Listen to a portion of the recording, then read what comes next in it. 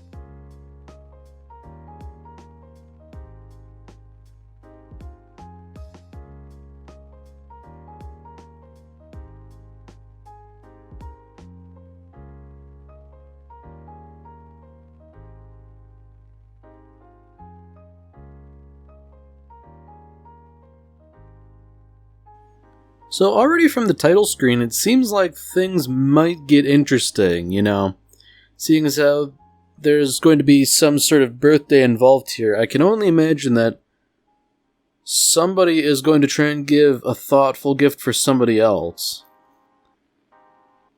Now, I guess Tomo got a neat pair of sunglasses, and, that's one thing, but I don't know if that's enough of a conflict to, center an entire episode around.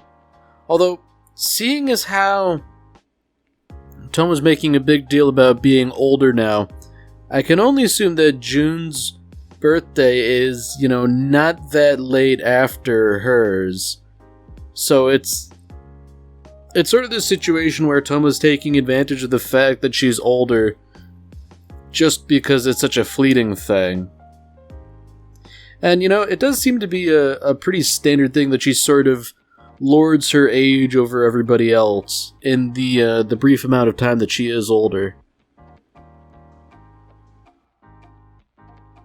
So, Misuzu, it doesn't really seem like she put too much thought into her gift. Carol, on the other hand, has... Oh dear.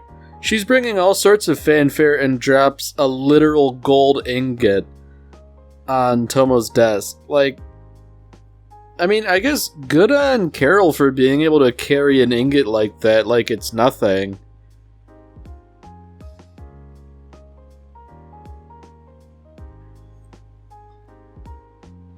Yeah,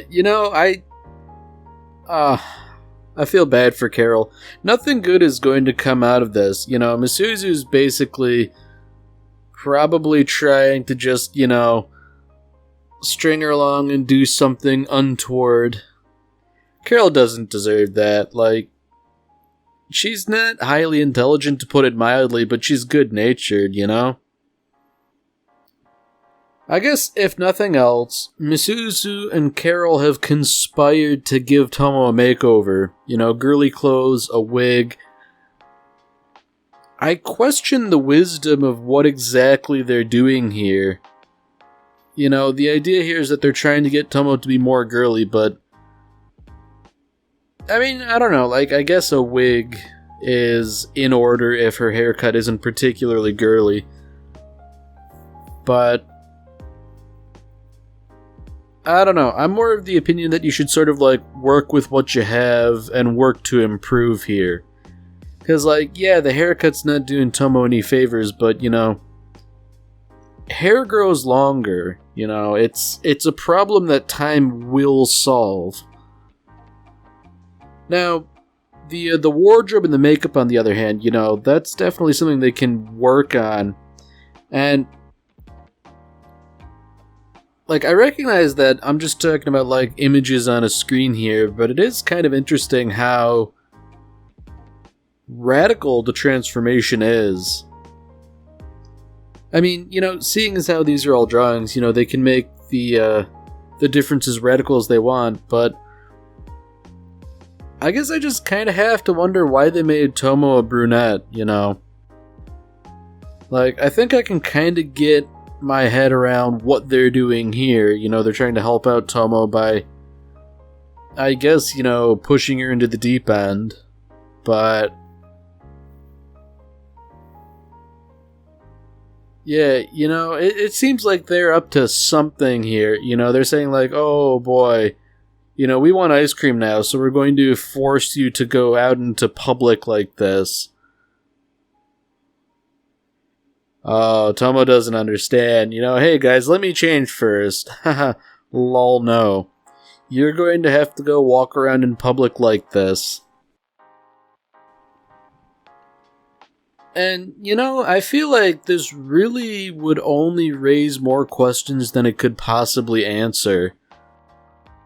Because, suppose somebody sees Tomo and recognizes her, they will naturally wonder what's going on, and frankly, I don't think there's a good answer.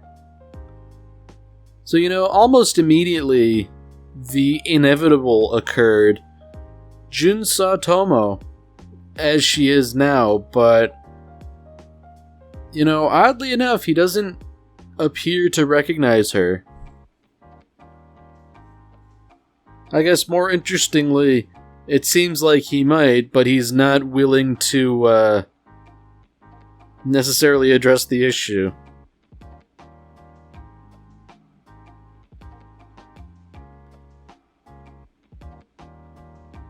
Alright, I'm sort of undecided here, because Jun is making it pretty clear that he's likely not the sharpest tool in the shed. But he's also making the reasonable deduction that, yeah, this girl's face looks like Tomo, but, she's wearing clothes she wouldn't wear, and she has makeup she wouldn't use, and she has an entirely different haircut, I mean, I feel like maybe the issue could be sort of circumvented just by asking. Even if you do seem silly and you end up being wrong, at least you can sort of console yourself with the idea that this person is a stranger and you never need to see them again, if in fact, this woman isn't Tomo.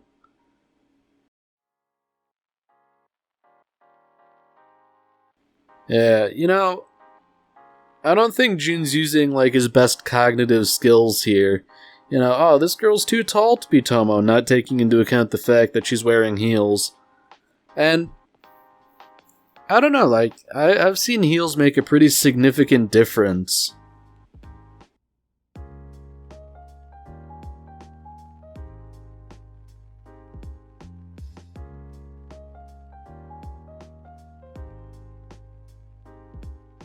Alright, so I can only imagine that sort of overseeing this soccer game, Tomo's going to sort of reflect on her station in life. There's a tomboyish girl playing soccer.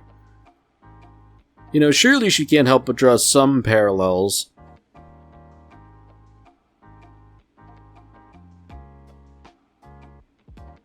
And you know what? The strangest part about all of this is that Tomo's playing it up as if she's essentially a stranger.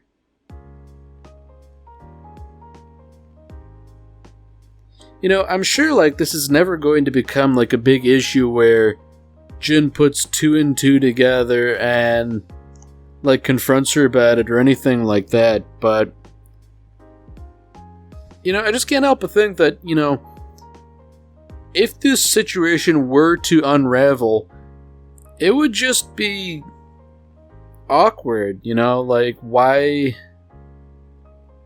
In Jun's situation, I would have to wonder, what was the point of the subterfuge? Why would you obfuscate your identity and do all this stuff and pretend to be a stranger, you know. And, like, I don't think I would necessarily assume ill intention, nor would Jun in this case, but I'd just be baffled by the absurdity of it all, really. 'Cause, I mean, when you think about it, it is kind of absurd that Tomo's even sort of, like, weighing it in her mind whether or not she should admit that she is who she is. Oh dear. Yeah, so she went to buy ice cream, but, you know, she just sort of got sidetracked, so now it's all melted. Well, I guess that's gonna be some thank you for her friends, you know, melted ice cream.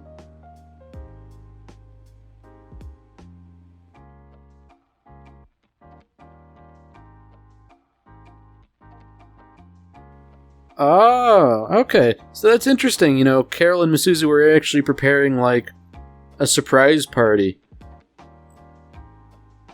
And now that Misuzu's asking about Jun, it seems to me that maybe they set up this entire thing. You know, that is very interesting if they perhaps set up this whole thing basically just to give them cover to set up a surprise party. Like, that's a whole other level of devious and frankly bizarre behavior.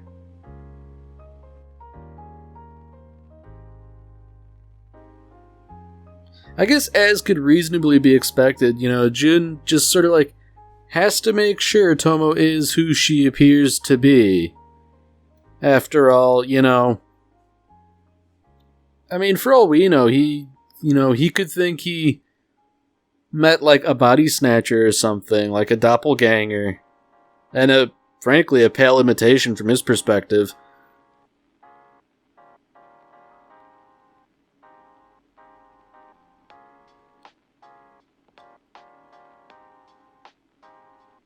Man, you know, I don't think playing dodgeball with Tomo would be very fun if that's how seriously she takes it.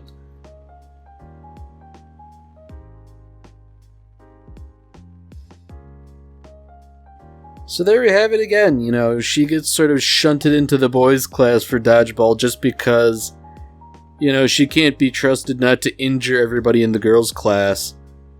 And I guess understandably she's none too happy about it, you know, it sort of reflects poorly on her, but, like, you really just have to temper your own behavior if that's the case. Ah, boy, here we have it. You know, those delinquents from before, they don't know what they're in for.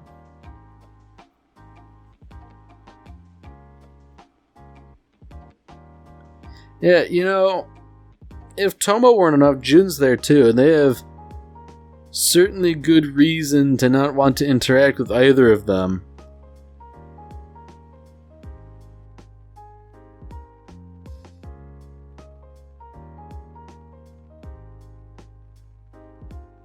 Oh dear.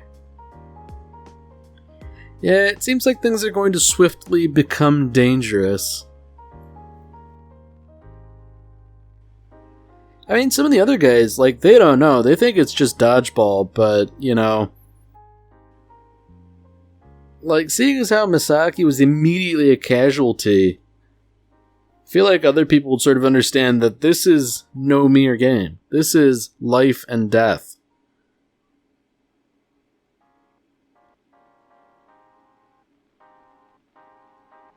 So it would seem as though the other team in the finals has basically like a mountain gorilla for a teammate, but frankly, seeing what everybody's done this far, you know, that would only be a fair match against Tomo and Jun.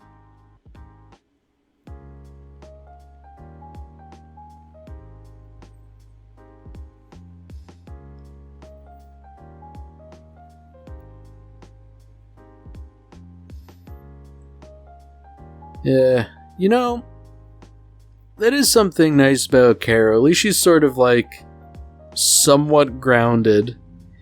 You know, she sort of understands that a volleyball team with her and Misuzu on it They couldn't possibly win.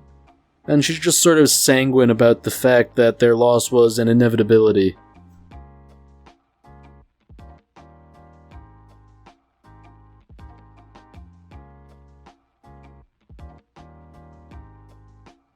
So it's interesting that this giant gorilla guy, he kind of knows Tomo by name and by reputation, and he seems eager to start something.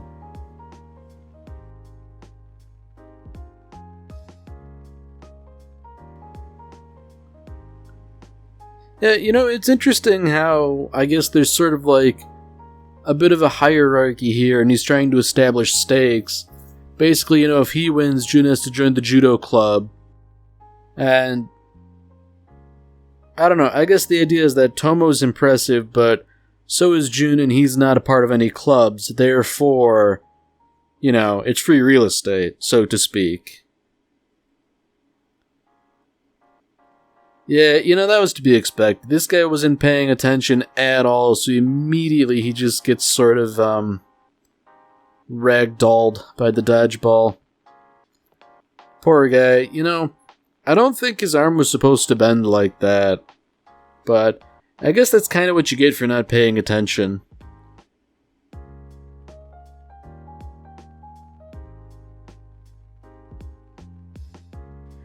So I like how, Tomo's getting all up in arms about the gorilla injuring Tanabe, when she's essentially been,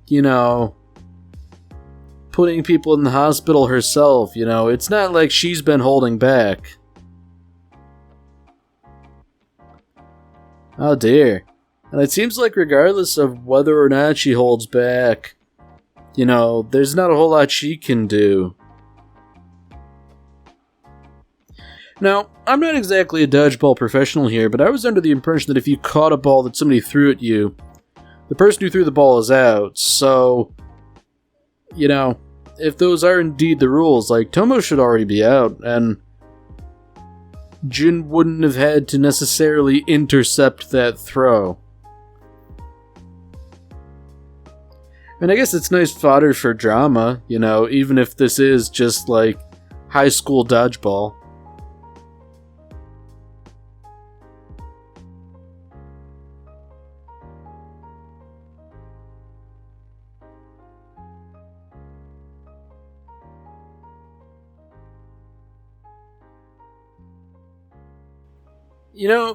I'm wondering if Jun's actually going to have to own up to that bet, seeing as how he did in fact lose. That was sort of like the terms of the agreement, if I lose, but, the team as a whole hasn't lost yet, so I guess by any reasonable interpretation, it's based on the team here.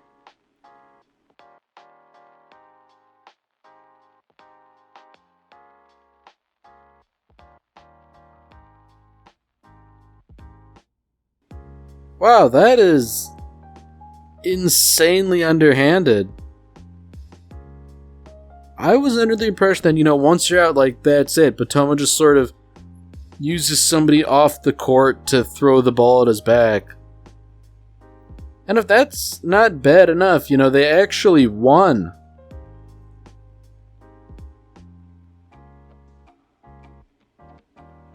That's just not a legal move, that is blatant cheating and not even attempting to hide it. And I don't know why nobody's calling her out for it. I guess the salient point here is that she had fun and she got to spend time with Jun, but I don't know.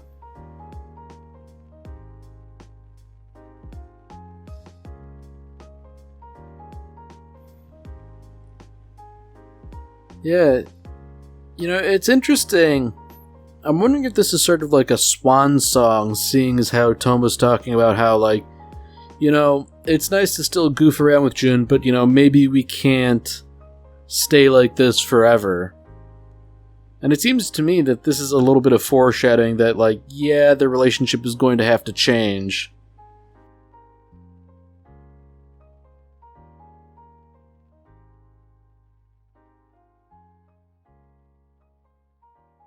So it is interesting that even though this guy is the supposed judo expert, Jun doesn't have any difficulty basically just countering him. And I feel like the real explanation here is that whenever Jun does basically anything, Tomo immediately resorts to violence. So he basically has, years and years of practice.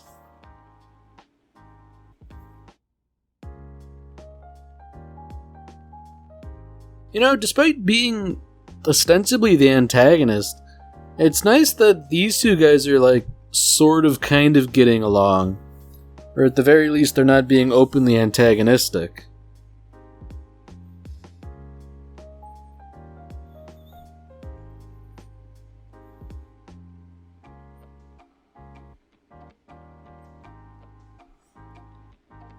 Alright, this is interesting. We're getting the other side of things. Jun's in a situation where he no longer really knows what to do about Tomo, He had a goal, but then the situation changed.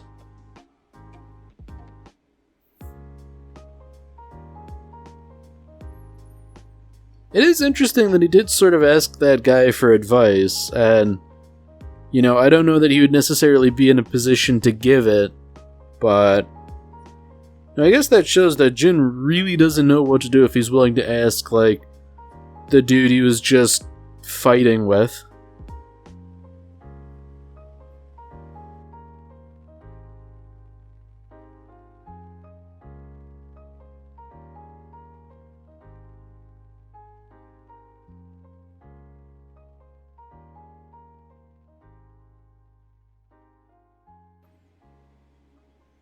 Now this is actually some, kind of interesting introspection in that Jun feels he has only improved as a person as a function of Tomo being his friend.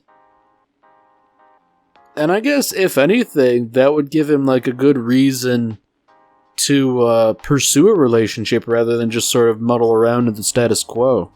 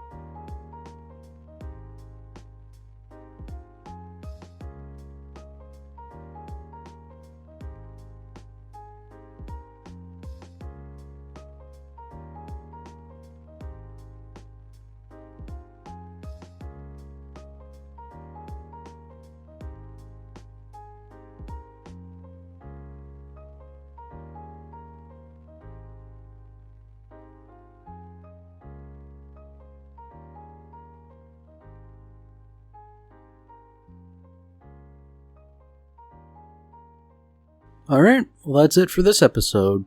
If you've enjoyed it, then by all means, tune in for the next one. See you, Space Cowboy.